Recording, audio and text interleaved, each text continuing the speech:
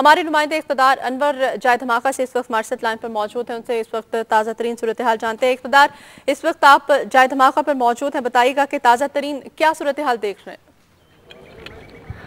देखिए, सबसे पहले हम आपको ये बताएं कि वैसे तो ये बहुत बड़ा नाखुशगवार वाकया है जिसके अंदर जो है अब तक 8 पुलिस एहलकारों की शहादत की तस्दीक की जा रही है, जबकि गैर मुसद्दिका इत्तलात ये भी हैं कि उनमें उन जख्मियों में या मरने वालों में 2 बच्चियां और 1 खातून भी शामिल हैं। हम आपको ये बताएं कि अगर धमाका वक्त से थोड़ी देर बाद होता तो कितने बड़े पैमाने पर जान नुकसान हो सकता था। हमारे कैमरामैन एक बिल्डिंग को फोकस करेंगे। ये बिल्डिंग है, ये एक स्कूल की इमारत है, WIS के नाम से ये स्कूल है और यहाँ पर सुबह 8 बजे के बाद से ही वालिदैन अपने बच्चों को छोड़ने के लिए आते हैं। अगर धमाका मुकर्ररा वक्त से कुछ देर बाद होता तो यहाँ पर जानी नुकसान जो कि बच्चों की शक्ल में और उनके वालिदैन की शक्ल में होता बहुत ज्यादा हो सकता था। तो हम अब भी जानी नुकसान हुआ है जिसके बारे में हमने आपको बताया कि मुख्तलिफ जो लोग हैं उन्होंने इस कल से बात की, लेकिन थोड़ी देर पहले चौधरी असलम ने बाकायदा तौर पर मीडिया से बातचीत की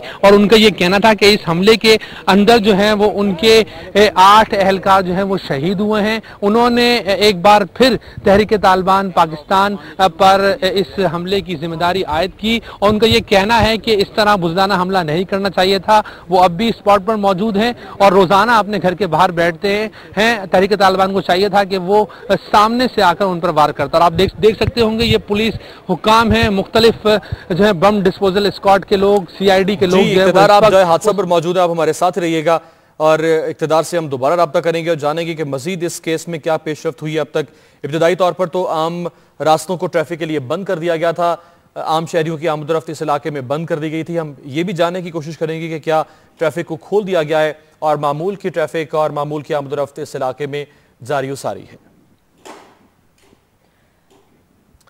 इक़्तिदार, आप वहां पर मौजूद हैं। आपने इब्तिदा में बताया था कि आम रास्तों को आम शहरियों के लिए बंद कर दिया गया है, ट्रैफिक इब्तिदाई तौर पर मुअत्तल कर दी गई थी। अब काफी देर होगी इस धमाके को, क्या इब्तिदाई शवाहिद अगर इकट्ठे कर लिए गए हैं तो क्या ट्रैफिक को खोल दिया गया है?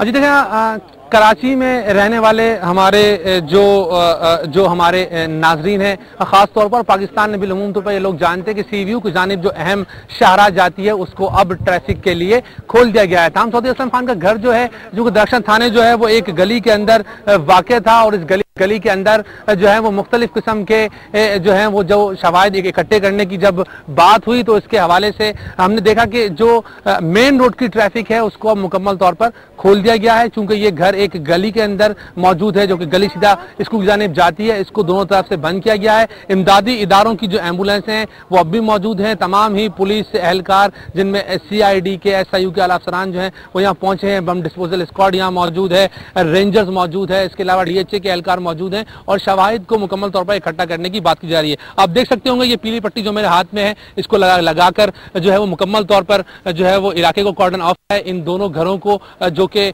आसपास तबाह हुए हैं। हमने आपको ये बताया था कि चूंकि ये जो बंगला है CID सेंटर की इमारत में जब धमाका हुआ था अब से कुछ अर्सा पहले, तो उसके बाद जो है वो इंफॉर्मेशन सेंटर के तौर पर यहाँ पे इस्तेमाल किया जा रहा है। चौधरी असलम जो है वो कराची में मशहूर हैं क्रिमिनल्स के खिलाफ लड़ने के लिए और आपने भी जिस तरह उनसे बातचीत करके देख ली कि उनका मोराल अभी भी हाई है, लेकिन चूंकि मलबा मौजूद है उसके अंदर असलहा के मौजूद होने का खतरा भी मौजूद है, कुछ अहम डॉक्यूमेंट्स भी हो सकते हैं, तो आम पब्लिक को यहाँ से दूर किया गया है, पब्लिक को यहाँ से दूर रखा जा रहा है। इक़्तिदार अनवर, आप हमारे साथ लाइन पर रहिएगा। इस वक्त जिन्ना अस्पताल से हमारे नुमाइंदे नदीम अहमद हमारे साथ लाइन पर मौजूद हैं, वहां पर क्या सूरत हाल है वो भी उनसे जानने की कोशिश करते हैं। नदीम, बताएगा कि इस वक्त आपने बताया 2 जख्मियों को जिन्ना अस्पताल के अंदर लाया गया है, इन जख्मियों की अपडेट्स लेंगे। इक़्तिदार अनवर हमारे नुमाइंदे जो है धमाका पर मौजूद है, उनसे एक दफा फिर से रब्ता करते हैं। इक़्तिदार, बताइएगा कि इस वक्त आपने बताया हमने वो स्कूल की इमारत भी देखी जो कि इस धमाके की जद में आई है, जो कि कुछ ही फासले पर मौजूद है, और कितनी इमारतें हैं आज इस धमाके की जद में आई हैं? देखिए, एक अहम इंफॉर्मेशन जो मैं नाज़रीन से हम शेयर करें इस वक्त तक की कि चौधरी असलम के घर के बाहर जो खुदकुश हमला हुआ है उसके नतीजे में पड़ने वाले घड़े की गहराई 6 फीट और चौड़ाई 20 फीट है। और नाज़रीन को एक बार फिर बताएं कि Chaudhary Aslam CID SSP CID के घर के बाहर जो घड़ा पड़ा है, आप धमाके की नोयत का अंदाजा इस बात से कर सकते हैं कि घड़ा 6 फीट गहरा और 20 फीट चौड़ा है। हम आपको ये बताएं कि जिस तरह हमने आपको बताया कि ये गली जो है वो सीधी एक बच्चों के मॉन्टेसरी स्कूल की जानिब जाती है, और अब से थोड़ी देर बाद अगर यानी कि जब हम यहाँ पहुंचे थे, धमाके का जो टाइम है वो 7:45 पे बताया जाता है, अगर उसके बाद ये धमाका होता 8 बजे के बाद तो जानी नुकसान इससे कहीं ज्यादा हो सकता था। हमने आपको बताया कि धमाका इस कदर जोरदार था कि आसपास के मकीनों ने हमें बताया कि उन्होंने ये महसूस किया कि जैसे जलजला आ गया हो, और आपने भी, हमारे नाज़रीन ने भी ये मनाजिर एक्सप्रेस न्यूज पर देखे कि किस तरह बंगले के अंदरूनी हिस्से जो है मुकम्मल तौर पर खंडात में तब्दील हो चुके हैं। एक एक चीज जर्रा जर्रा कागज तक उड़ के इस बंगले से कई फरलांग दूर तक पहुंचे हैं। जब हम यहाँ स्पॉट पर पहुंचे थे तो कुछ बॉडीज यहाँ पर पड़ी हुई थी। ये वो तमाम लोग थे जो सिक्योरिटी पर मामूल। तमाम हमें अभी ये भी बताया जा रहा है कि पड़ोस के बंगले में जो धमाके के नुकसान पहुंचे हैं उसके नतीजे में वहां पर भी कुछ सिविलियंस, जिनमें खातून और बच्चियां शामिल हैं, सिविलियन भी मुतासर हुए हैं। इक़्तिदार बताइएगा कि आपने कहा कि ये जो रिहाइश गाह है इसको अब इंफॉर्मेशन सेंटर के तौर पर इस्तेमाल किया जा रहा था। आपने कहा कि इंतहाई अहम डॉक्यूमेंट्स इसके अंदर मौजूद हैं, असलहा भी यहाँ पर मौजूद है, जमीन बोस हो चुकी है ये इमारत, अब मलबा हटाए जाने का काम जारी है यहाँ पर।